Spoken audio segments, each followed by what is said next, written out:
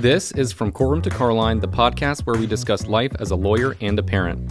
I'm Jenna. And I'm Rick. Your hosts and partners both in the courtroom and in parenting. Join us as we navigate the fascinating worlds of law and family life.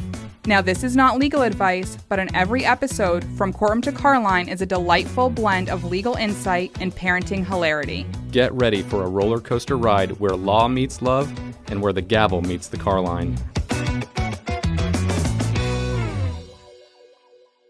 Welcome to another episode of From Courtroom to Carline, a legal parenting podcast. Before I introduce our next guest, I want to remind our audience that you can still get 10 free CLE hours for watching all of Season 1 of From Courtroom to Carline, and we just got approval for CLE hours for Season 2. I think we got 12 hours? I believe so.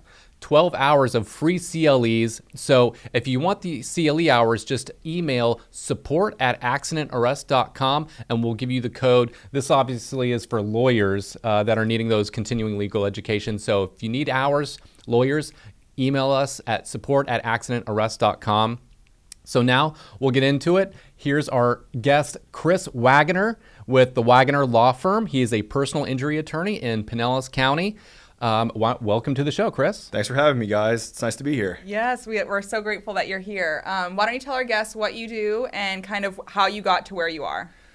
Okay, my name is Chris Waggener, Waggener Law. I have had my own law firm since 2019, and I specialize in civil litigation, personal injury cases, so like car accidents, slip and falls. But like in the last few years, I've kind of transitioned, not fully away from that. And I don't think I'll ever fully transition away from car accidents and slip and falls. They're great cases, but to do bigger, more complicated things. So I have an environmentalism case right now that involves a cement aggregate facility that's blowing dust all over a neighborhood. I had a crosswalk case that I know that we're going to probably talk about in more detail here in a few minutes. Where my client got hit by a car crossing a crosswalk up in Clearwater and got grievously injured there, and more stuff like that. So I guess the background for me, the way that I kind of fell into this, because I never, when I went to law school, I never thought I was going to be a personal injury attorney. I thought I was going to do small business consulting. Interesting. But I took at the end of law school when I was a 3L, I decided hey, I can't finish law school without doing trial advocacy. I have to know how to try a case, right? So I went and did it, and within 3 weeks of being in that class, I was like, oh, this is cool. I like this. And so then it was all right, well, if I'm not going to do consulting, what am I going to do? How am I going to get into that? And I fell into the public defender's office in Seminole County. I CLI'd with them my last semester of law school and got fortunate enough to be able to be paired with a bunch of cool attorneys that allowed me to actually get in the courtroom, make arguments. I got to co-counsel a couple of cases. Actually, my first case that I ever co-counseled was a felony burglary. Oh, wow. Of all things. I had no idea what I was doing. Your first case of felony right out there. Yeah, I know. I don't know what the supervisor was thinking. I know what he was thinking. The attorney didn't have any help, and he just was I'll put somebody in there to at least be another set of eyes. I didn't do anything. I just sat and watched. But technically, that was the first trial that I sat through. And I graduated from law school, passed the bar, and then got hired by the same public defender, Blaise Tredis, in the 18th Circuit. Worked in Titusville and Vieira for a couple of years, and then I made the transition away from criminal to do civil litigation. I got hired doing defense work, mostly with State Farm, but we did some government stuff too. The firm that I worked for would get cases from Geico and State Farm, but we'd get cases from I know Port St. Lucie School Board gave us a few cases. We got some stuff from West Palm Beach, and so we got some Florida's DOJ, whatever their version of the DOJ was. We had some stuff with them, and did that for 3 years. Tried some cases, and then I just decided I'm going to hang my own shingle. And that's when we actually were over on the East Coast, and my wife and I decided that we would move over here and start things over here. And yeah, we've just been rocking and rolling ever since, doing plaintiff side work instead of doing defense. That's great. You talk about getting that trial experience early, and I think more than anything, it teaches you how to perform under pressure. Mm-hmm. And because, and up until that point, I don't think you're really tested, physically, mentally, how to perform under pressure like that. So I think it's a good starting place to learn how to do that and do it well. And, I still get nervous in trials. It's because you care. I'm sure you get nervous in trial Oh, yeah. because you care for your client. You want to see them get justice. And so, I want to win. that never, so that never goes away. And I think just getting that experience early on just gets you accustomed to that feeling and being able to deal with it, and still, do a good job. So very cool. Why don't you talk about the decision to hang your shingle and that conversation you had, with your wife, because, it's not just starting a business, you're also raising a family, right? Yeah. Okay. So it's to me, it's a crazy story. So I was busting my butt. You guys know how it goes. Like this job, like the demands are high. And, I doing defense work was like corporate law and not corporate legally speaking, but like structurally speaking, like business wise, it was corporate. And so we were expected, like I worked round the clock for years, a ton of great experience, worked with a lot of great attorneys. But the pressure on family life, and all other aspects of life, really. I mean, like I just ate and breathed the firm that I was at and the law. And it was really taking a toll on me. And so I sat down with my wife. We had just gotten out of trial, and we got a $0 verdict, which in defense world is amazing. Getting a $0 verdict, you can't get any better than that, right? And I remember sitting at the table with her when we were living in Palm Bay. And I said, all right, I'm going to throw out this crazy idea at you. Just throw every objection at me that you can think of. And I was like, what if we like sold our house, moved in with your parents and moved across the state and like hung our shingle? And we had a 1-year-old or I guess a 1.5-year-old and a 6-month-old at the time. Yeah. And she was like, I think that's a great idea. We should totally do it. Like she didn't even like throw out anything. Yeah, it was crazy. And that started the whole process. Like from that moment, that was in like July of 19. And in November of 19, we had moved over here, sold my house. I tried another case, which we got another $0 verdict on. And I was just like, mic drop out, to the other side of the state where I didn't know anybody and just started doing it. We sold our house and we used the money that we made from selling the house to keep us afloat until I could bring in enough cases. Because unlike in criminal law, which I know you guys do some personal injury, so you know this, it's not just, you don't just make the sale when you get the client in the door. You have to then compete against another well-trained, well-heeled professional that's trying to undo everything that you're doing, and then you get paid. So that can take 3 months, that can take 6 months, It could take, like the Yaniko's case is still going on, like that's been 6 years. So the entire time my firm's been open. So it takes some time to like kind of spin that up and get it going. And that's one of the major barriers to entry, because I know that one of the focuses of this podcast, I guess, is people starting their own businesses. Yes. So if you're an attorney and you're thinking about starting up your own law firm, the barrier is very real with that. But at the same time, like it's doable. I mean, like if I can do it, other people can do it, but. Why don't you tell us about the case that's been ongoing, but that you've had great success in when you did transition to opening your own firm? Yeah, so that case is so old in my file that like doesn't even have a number in it. I got that case, and so I don't know how deep in the weeds you want me to get with the law on this, but if you sue the government, if you're a plaintiff, if you're an injured person and you sue the government in the state of Florida, it's well known amongst attorneys that you're capped at $200,000, which means that you could have a case that's worth $30 million. And legally speaking, the law is going to limit you to $200,000. Now, there is an exception to that, which we can get into that. But like, you can go up to the government and lobby them for an exception, which is called the claims bill. But the way that I got that was just knowing attorneys. Like I had a friend of mine who had a friend of his who had this case, and he had just gone out on his own too. He was like 6 months ahead of me, and he was doing mostly PIP cases. And he got this case, and he was just like, hey, what would you do with this? And I was like, that's a $20 million case, man. They're going to definitely tender the $200,000 because that would be crazy if they didn't do that. So I got the case, and it just became honestly, it's become a labor of love at this point. We still haven't gotten the amount that we ended up successfully, litigating for. But, it started, it's the facts of the case are my client at the time was a 16-year-old kid. He's a tourist from South Africa who had been in Clearwater for about 4 or 5 hours before the accident happened. So they were up there at the intersection of US 19 and Gulf to Bay, which is where the Costco's at. Yeah. And they were at the hotel there. And so he and his adult sister, who was like 23 at the time, and his adult brother-in-law, who was about the same age, they left the hotel and like went through that intersection there, which like you and I would be like, what are you doing? Like that is an insane intersection, even if everything's functioning properly. It's a humongous intersection.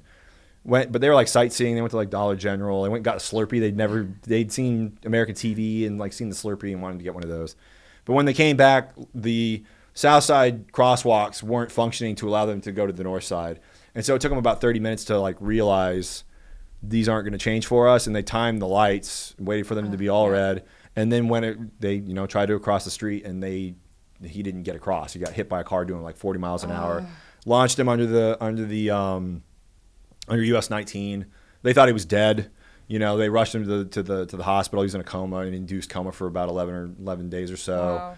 The entire right side of his body was basically broken. Major traumatic brain injuries. It was amazing they didn't have to operate on him, but they just kind of like let the body do what it does. And ultimately, he made a recovery, but he's just not the same person. He still to this day is not the same person. And the city of Clearwater, who is responsible for maintaining those crosswalks, I mean, they're still fighting us to this day. We were up in Tallahassee a few weeks ago arguing the claims bill in front of what's called the Special Masters Committee, which is the last hearing of that case, which is pretty crazy. After 6 years, I've made that argument a lot of times, but they're still fighting it to this day. So, it's been... Are they fighting liability, or what part are they fighting? Liability. Yeah. Like every time we get in front of an official, setting, whether it's a jury or an arbitrator or mediator or the jury or whoever it may be, they always start with that. They always start with like, we know the injuries are terrible. We know that like this is a horrible situation, but it's not our fault. It's always how it goes. And so you got a verdict from a jury finding them liable. Correct. How are they still able to contest that? Don't they have to accept the jury's verdict? Yes and no. Yes, in the sense that like they paid out the $200,000 caps after they filed their appeal, and they summarily lost that as well. We got the second DCA, which we got to do oral arguments, like live oral arguments on, which was pretty cool. Which, as you know, doesn't happen as much anymore these days. But it was also kind of cool too, because like it was in Citrus County, so it's an old historic courthouse, and then like middle school was there. So like they were all on their field trip. So it was a packed courthouse. I wasn't making arguments. We had an appellate attorney come in and make the arguments. But because this case means so much to me, and like the family has become so, like we text each other on Christmas and stuff like that. Like whenever they leave and go back to either South Africa or they go to Europe or wherever it is that they're going to go, because they're not going to stay here. We'll always keep in touch. It's like one of those. It's almost like a movie. It's crazy. Like I've seen, like I watched those Matthew McConaughey movies when I was a kid, and like it's like that. Like they're just like, I wouldn't say they're necessarily family, but like they're about as close as you can get without actually being family. It's pretty cool. But anyway, so like we did they PCA'd within like a week of like doing oral arguments, and then they paid on that because there was no appeal to the Florida Supreme Court. I'm sure if there was, they would have done it though. And then now we're doing the claims bill thing. So the law allows for us to get an exception. So we went to trial, $38 million and change, verdict for damages for him. And the liability was a 45-55 split. He's 55 liable. They're 45 liable.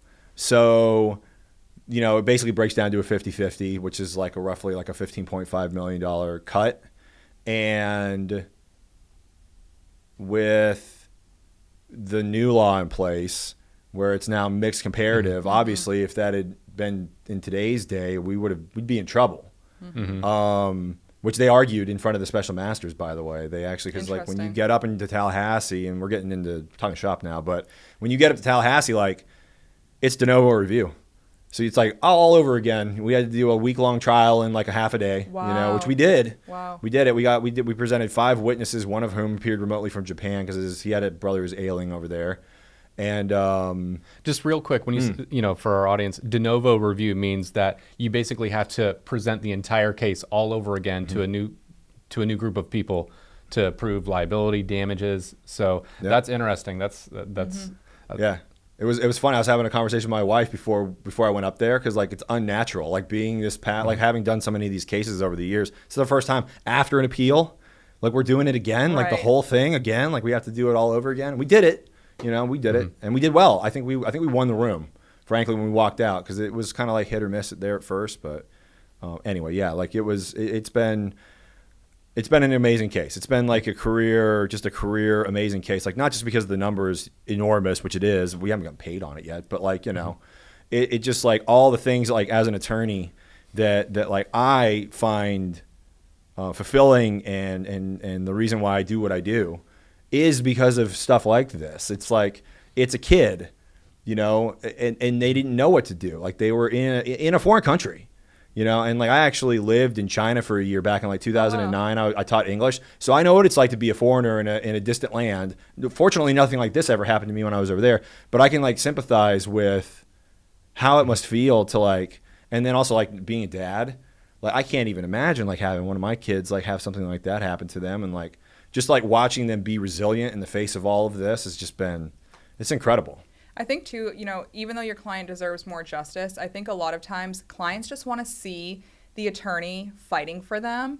And I think that's obviously what you're doing and being able to show that family. Mm-hmm. So even when you do have great win, but even when you do have the loss of, you know, not getting the payout, the family still sees that you're doing everything that you can mm-hmm. to continue to fight for them. So I think that's phenomenal.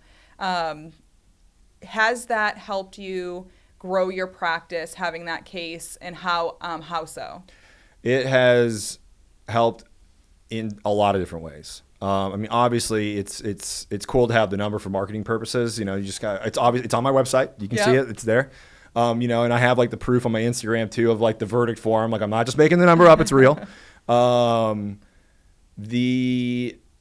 Frankly, like it did it in a way that I wasn't expecting. Actually, I thought it was going to be more like I would get like non-attorneys that would come to me and be like, "Oh my gosh, like that's such a big number. Like, you definitely can handle a case like this. Like, let me bring this to you." And that has happened some. It's definitely like grown it in every way, right?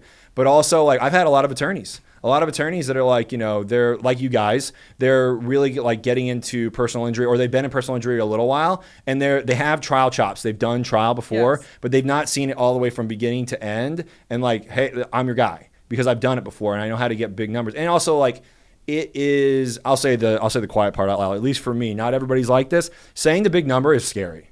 If you've never done it before, because I was the same way, like never having done it before, but now like I've done it and I've said it so many different times, it's easier. It kind of like rolls off. It's more natural, but it's no different than like arguing for like a $10,000 case or a $100,000 case. It just, the number changes. But for whatever reason, we get these like blocks in our head as attorneys, and it doesn't have to be just the number. It can be other things too. Like, I used to, when I was at the public defender's office, I used to have issues with reasonable doubt. I would like confuse innocence with reasonable doubt, and that was like my own like I had a hang up. Right. And like eventually, after just like going through the motions and like practicing and doing it, like you figure it out, you know. Yes. Real quick, changing gears. So you mentioned your dad, and your kids are homeschooled. Mm-hmm. How does that fit in family life, and how many kids do you have? So I have 4 kids. So we had 2 when we moved over here, and we've had 2 since then. We had 1 during COVID, and we're done. And how has it affected me? It has been, it's like cliche, but it's the truth. It's affected every aspect of my life, like, and for the good, you know. Work-wise, it's forced me to find balance. Like, I didn't have balance before kids, which is one of the reasons why we moved over here and started my own law firm, which I think to a lot of people who are lawyers thinking about starting their own law firm, you would think the opposite. But I mean, I was working like, no joke, like 24/7. Like, and I'm not exaggerating there. Like, I was thinking about it while I was sleeping, you know, like that actually happened. But kids was the reason. Like, I came home from the hospital when my first daughter was born, and I was on my laptop. So I'd taken off work, right? I had like taken like days off of work to like, you know, be at home with my kid and my wife. And I'm on my laptop doing or I guess it weren't demand letters back then, but they were like, what do we call them? Litigation reports. It's a summary of the case. Doing that, and I just remember sitting there like pecking away at the keyboard, being like, what am I doing? Like, this is not great. This could be better. And slowly over time, I've like reclaimed my life. Yes. You know, like I actually have a life outside of the law now. Like, don't get me wrong, like the law is, I'm a lawyer and I love the law. And it's a large part of my life. I feel like, honestly, I feel like a broken record. I talk about it too much to people that aren't lawyers. Like, so what? You know, like, you're cool, Chris, you're an attorney. We get it. But like, it's just, it is who I am. But I have a lot more balance now, a ton more balance. And like, I feel very blessed and fortunate that I have that, because I know that in this profession, like this profession will eat people alive. It's tough. Yes. And I think for, you know, business owners that are looking to start their business, you know, that is usually one of the main motivating factors for making that jump. I know it was, you know, for me when I started the practice and Jenna was still, had an employer, and, one of us needed to have that flexibility, to have that authority to, drop and, take care of the kid responsibilities. I can't just put it all on her.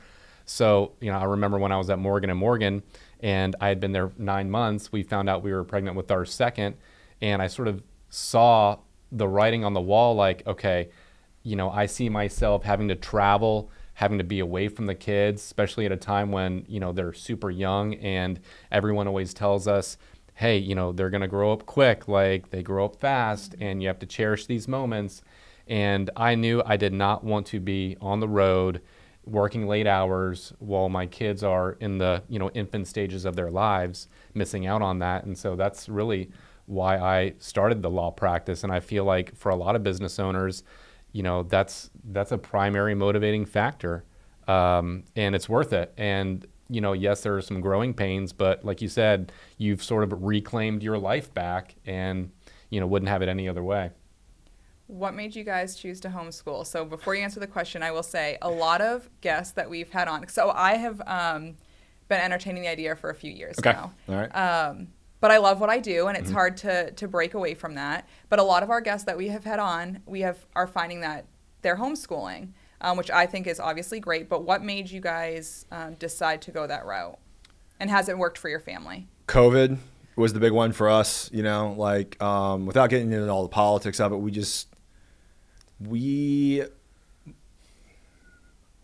my wife is awesome. That's part of it. So she's like, I trust her to be able to, because when you homeschool, you're teaching your kids, right? Yeah. So she is the primary teacher of them now. But my wife is incredibly intelligent and she went to law school. So she understands objective reasoning, critical thinking and objective reasoning, right? So all of that, and we're aligned in what we think is important things to know just to be successful in the world.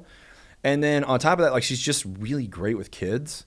And so when we saw kind of how everything changed during COVID, the decision, it was strange because I would never have, prior to COVID, I would have been no, just go to school, just go to public, homeschool is crazy, that. Why would you do that? But then she starts bringing me it's not the same as it was back when we were kids. It's not there's a lot more of a system in place for socialization, and it's funny now because we've been doing it for, I want to say 6 or so years, 4 or 6 years. Wow. And my kids are crazy social. It's it's funny to think back and be oh my gosh, what if they aren't social? No, that's not a problem for us. We have a great neighborhood. We have a great friend group. We go to church a lot. So we have church friends as well. So all of that, they are as socialized, I think, as you can probably get without them literally being in school all the time, So anyway, I guess the decision was, it wasn't an easy one, and it wasn't like a snap decision or anything like that. And frankly, the pressure is there. Once you get into it, it's well, do we keep doing this? Is there going to be a moment where, for whatever reason, we decide that it's probably not in the kids' best interest to continue doing it? But so far so good. So far it's been pretty awesome. And also from a personal perspective, I'm now a teacher. Yes. It's not official, but also if not me, then who? Absolutely. Yeah. So I find myself doing things when we're sitting on the couch at night, it's all right, they get interested, they ask about, I don't know, Roman civilization, and some not specifically, but whatever, YouTube. All right, let's find a good one. Let's find a good kids. Let me see if I can find a good kids video on YouTube. And then I'm dorking out because I like that stuff. So it's cool. Let's see. Let me teach you about Julius Caesar a little bit. Right. So I don't think I would have done that as much if we didn't homeschool. I'd just be I'd be a little bit more whatever they're learning in school is good. It's fine. Yeah. I love that. No, it's definitely something that we've been swirling around. But again, it's hard. Like you said, before kids, I was going to trial, staying, at work late, doing all the things. I've obviously now been able to scale back, and especially, having Rick be my partner, it's easy. But they're at a good school. We, don't do aftercare now, so we've been doing early pickup. So we're kind of transitioning. But I love always hearing families that do homeschool and have, taken the leap and made that transition. Yeah, it's been a blessing. It really has been cool to watch them grow and watch not just them, but my wife as well. She's really it's beautiful to watch like her lean into it and like, you know, be the mom, and like it's been awesome. Absolutely. And you mentioned the it's different now than it was when we were kids. You know, we had your friend Maria Gallion on the season 1, I think, and all she does is help homeschool parents and connect them with resources and get them together in groups, and like that's her business. Is to help. Now it's in Maine, but it's to help. I was going to say, like, we need to, after the fact, like, give me your contact information. Like, I'll Scarlett will check her out. Yeah. So it's just, you know, with social media and it's a lot different now, and you know, it's definitely something that we would love to take advantage of if we can just get the business to kind of run on its own. But we're not there yet. So it's easier said than done. Yeah. Like, I thought it was going to be a lot easier with that, like getting it to like, you know, self-run, so to speak. Like, I don't think that's at least for me. I don't know if that's ever going to be. Well, I think too, just. Obviously, we went to law school, we learned the law, and then we learned how to try cases. It's the putting the systems in place, making sure that, you know, you have everything set for employees to come on. But it's a great, but it's a great work in progress, and it's exciting, and being a business owner and having your own time, I wouldn't trade it for anything at this point. Yeah, getting involved with like the Seminole Happenings group, like that's born out of all of this, you know, which has been like a really fun, interesting thing that I never would have spent a ton of time on had it not been for like opening my own business, you know? And like that's been like, again, with like the Ionikos case is like, it definitely was like the reason I transitioned, although I was doing Seminole Happenings before the trial verdict. But after that, it just became a lot more like I got led in a direction where I want to just be like more involved with the community is what I'm trying to say. And like Seminole Happenings is like this crazy, because I've been a part of, I'm sure you guys have been, like I've been a part of a lot of networking groups. It is not, whatever Seminole Happenings is not that. Yes. And like, I mean, I think of it more of a, and like using the word community group I think is a misnomer, because like I think community group is like linked to like Facebook or whatever. But like that is like an actual community of people that like get together and like have, it seems like they have their best interests at heart. Absolutely. And everyone like works together. It's like it's the coolest thing. And like I love being a part of that because it's not just for business purposes, but just like because I live in Seminole, and like it's nice to see all that happen, and like being a part of that is, I mean, career-wise, it's great. You know, I think one of the things that I've noticed a difference between Seminole Happenings and the other, you know, business networking groups, and it's less transactional. Yes. You know, with the other business groups, it's like arm's length transactions, whereas Seminole Happenings, it's like a community of people with real camaraderie. Yeah. You know, they genuinely have fun, build friendships, go on cruises together, just to build that connection of, you know, and so I think that's a huge difference, and you know, we love that part about it. Yeah. Yeah, it's fun as a business owner being a part of a community instead of just like you're saying, like just doing transactions with other attorneys or whoever it might be. Not that that doesn't have its time and its place, because it does, and not that I haven't made friends that way, because I have, but it's fun. Like that's what it feels like. What I'm trying to say is like business-wise, I feel like since that verdict, I've transitioned into trying to be more community focused in general, and they just happen to really help with that. Yes. Because they are the same way, and so I guess our interests are aligned like that. Absolutely. Well, Chris, this has been great having you come on the podcast. Why don't you tell our audience exactly where they can find you and learn more about you? Okay, so I have an office in St. Petersburg in the Tyrone area. You can find me at 1700 66th Street North, number 203, St. Pete, Florida. But I mean, you can find me on like Instagram. You can find me on Facebook. I'm around. Just look. You can Google me, Chris Waggener. I'm pretty sure that my Instagram handle is just at Chris Waggener. It's either at Waggener Law. Waggener spelled Waggener. I have a website, waggenerlaw.com. I'm easy to get a hold of. Text me. Fantastic. So stick around. So we've got a civil jury verdict that we're going to discuss on our segment, What Happened to Florida Man, next.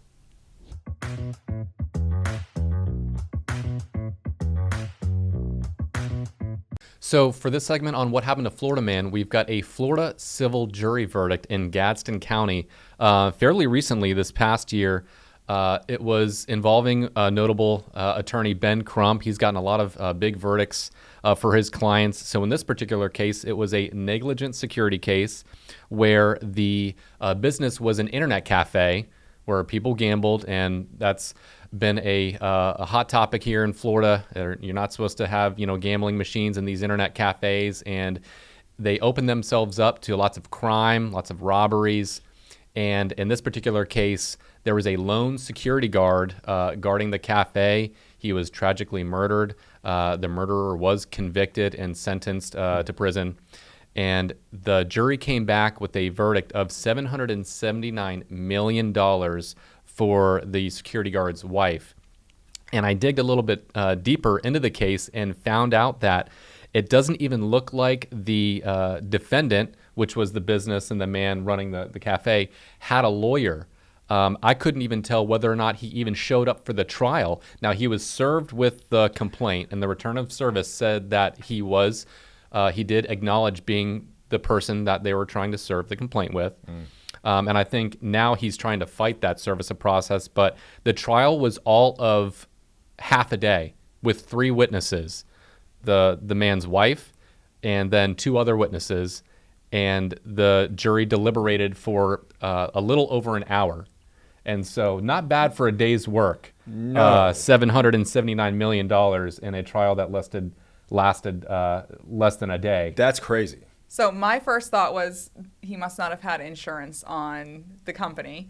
Yeah. What's your take on that, Chris? So there are a lot of things. I mean, I could talk for hours about this, but I mean, my first, hire an attorney, hire an attorney, okay? Because obviously there's going to be defenses there, and I'm not saying that those defenses would have been successful, because negligent security is a real thing. You know, like the way that I've described it to people who are non-attorneys is like it's a line drawing, like we drew a line in the sand and said, the business is going to be responsible for security in certain situations. Well, what are those situations? Well, it depends. Like there's a lot of like, you know, fact specific. There's not like, at least because I've done some negligent securities, but I wouldn't profess to be like you go to Haggard if you want to like talk specifically about like expert in negligent securities. But my take on it is that there's really just like the reasonable care standard, and that if they fall within that, then you have to do something like if you're running like a gambling operation, let's assume it's a legal gambling operation, and there's people that are committing crimes in and around that gambling operation, as gambling parlors are known to do. We all know that. Yeah, you might want to hire some security, but then it's like, well, what kind of security are you hiring? Do they have a gun with them or do they not? If they do, are they trained with it? Even if they don't, what kind of like security training do they have? Is it just like a big guy that you know that you just like hired to kind of like be a presence that's there? Like all of those details matter enormously. And then on top of the fact, it's the security guard that was killed, which is interesting because you'd think that like as the security guard, he's the least likely to be killed, Right. Or if he was going to be killed, he'd be doing it defending somebody else, which I would think would put them less on the side of like, well, no, because it's a negligent security. Like, how is he even See, this is it. Like, how is he even? Because he's employed by the company, he's security. Right. How is he involved in the negligent security? Because like when you initially kind of were talking through it, I was thinking that it was a patron. Like they're patronizing the establishment, and because they being the business didn't do whatever it is they're supposed to be doing, that patron was killed. The only thing that I can think of is that because the company knew that there had been previous issues at the internet cafe, that they should have had more security. Right. And had they had more security, Yeah. you know, maybe that wouldn't have happened. Yeah. But either way, very interesting. Yeah, I think they just kind of let this guy, put him in a position where he needed help. Yeah. And they knew that he needed help and put him at extreme peril. I think I read that the gun that was used to fire the fatal shot was actually stolen a month prior in a robbery at that same cafe. Wow. So it was Yeah. Okay. So right. Yeah, I would agree at that point. Like that's probably going to be on the business for sure. Yeah. And then like being able to get that number, I mean, like is incredible. Being able to get that, especially in a half a day. Right.